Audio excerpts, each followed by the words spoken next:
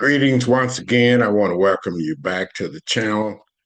I'm Pastor Emeritus, Reverend Ron L. Spradley of Covenant of Grace Ministries. Today we have a soundbite continuing in our series, Planning is an Act of Faith.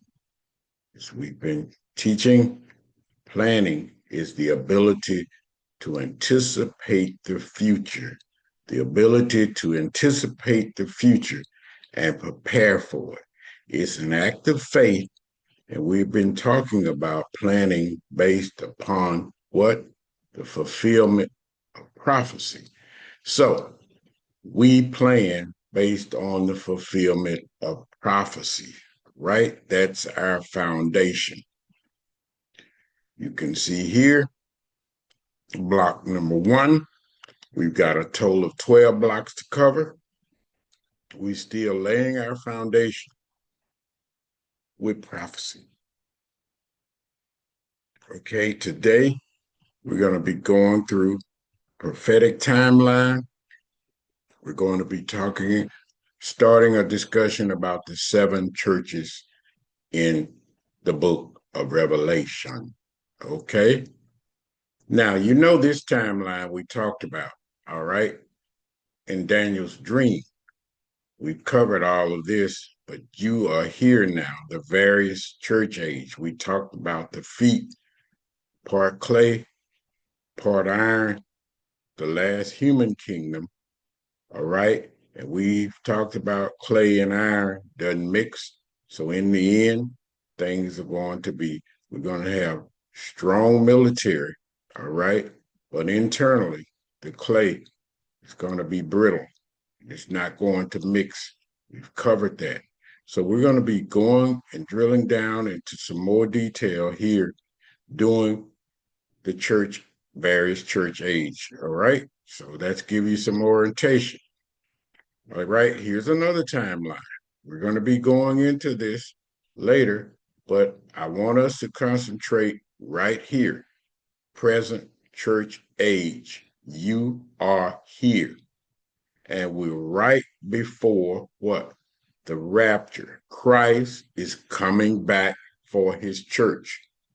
All right. I want you to understand where we are. I want you to understand the need for us to be effective disciples, the need for us to be following God's plan, because time is closer than you realize. I'm not trying to get into any detail or specific dates. I just want you to know we're in the present church age. We're going to call it the age of grace. When Christ comes back, Yeshua comes back to rapture the church. All right. Age of grace will be coming to an end. And we're going to be moving into the years of what? Tribulation. Matthew 24:44. Be ready. Therefore, be ye also ready, for in such an hour as ye think not, the Son of Man cometh. Be ready, my friends. We're here to try to get you ready. We're here in the present church age, okay? Just to get you oriented. We've had 2 timelines we've used to get you oriented. We took one from the book of Daniel. Now we're taking one here, all right, from the book of Revelation. Okay, let's get into our first 3 churches. There are 7. I'm only going to try to cover 3 of them today, all right? The first church was Ephesus, right? We're going to talk about the strength. It worked, it labored, it had patience, it went through testing, all right?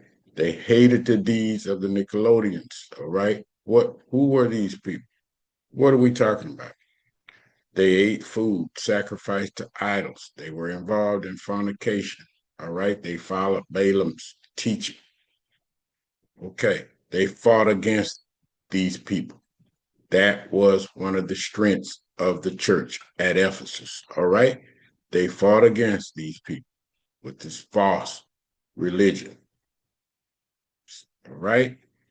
Their weakness, they left their first love.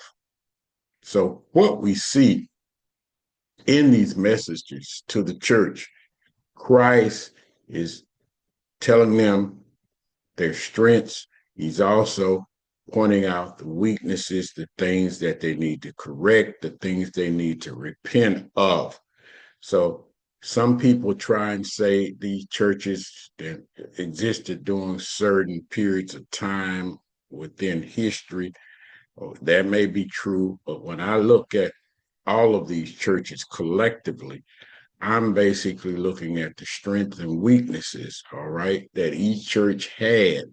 And I believe when you look at this collectively, you can discern and it will reveal issues that I believe that are in all churches. Okay? That's how pastor sees this.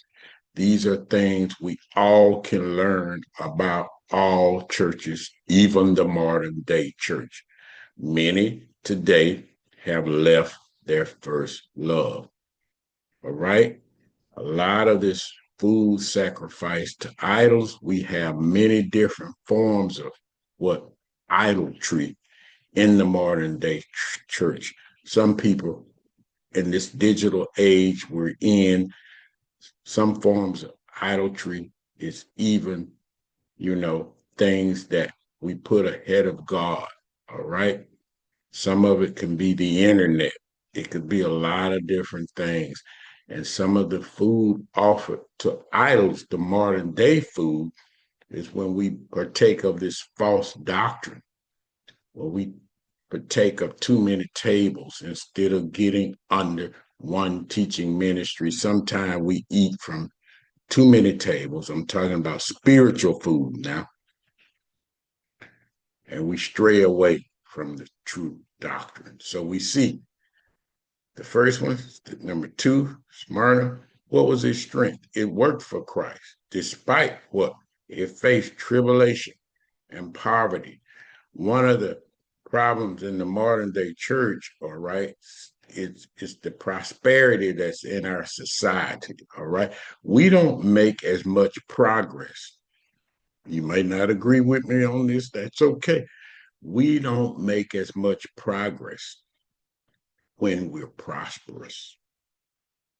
And I think that's one of the problems facing our society today.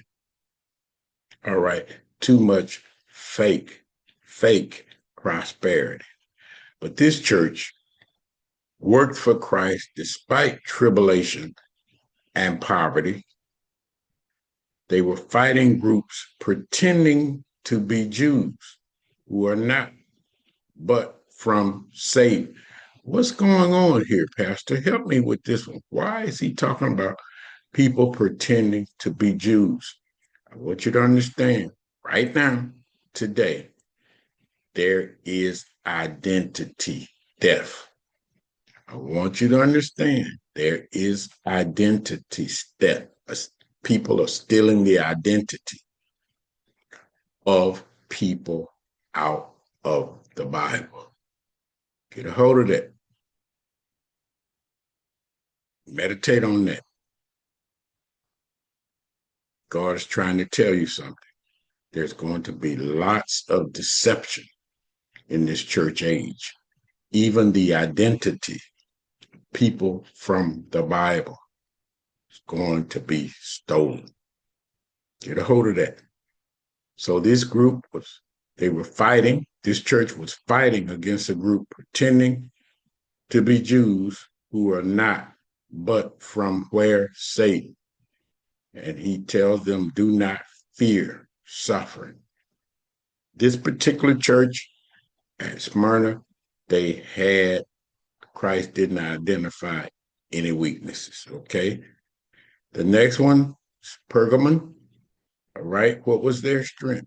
They worked for Christ, where Satan's seat is. They were right in the devil's seat working. They held fast. They did not deny the faith. This was their strength. You see it. Now look at the weakness. Some in the congregation held the doctrine of Balaam, not Christ's doctrine. Eating things sacrificed to idols again, and committing adultery. They compromised. Even in the modern day church, we see too much compromise of the doctrine. People entertaining, people getting their ears tickled. The truth, we must hold fast to the doctrine of Christ, my friends. These are our first three churches in this church age that we identified in our timeline. I'm only going to try to cover three of these today. I'm going to come back later. We're going to finish the other four. But let's look at our key principles for the first three churches. Hard work, perseverance. They remained true and faithful to the doctrine of Christ. They never compromised. Through suffering, we must stay obedient. These are the things that they did well. Okay, but we also know they had some weaknesses that we just talked about. But I'm trying to get us to focus on these things that we should be concentrating on today, the things that they did well. And we must stay true to the doctrine. We should never compromise the doctrine. We should work hard. We should persevere through suffering. We must stay obedient, my friends. These are some key things, some positive things, some strengths we can take away from these first three churches. You came here for the truth. I've unveiled that for you this morning. Never miss a word. Hit that subscribe button, ring and smash that bell. If you found value, give us a thumbs up. If you've been blessed and you want to donate and plant a seed, we want to thank those who continually support us. But if there are others who want to plant a seed, you can cash app us, $COGTN123, or you can mail us at 1705 Ghost Creek Drive, Collierville, Tennessee, 38017. Just a reminder, my friends, no donation is too small. We appreciate any level of support you're able to give us.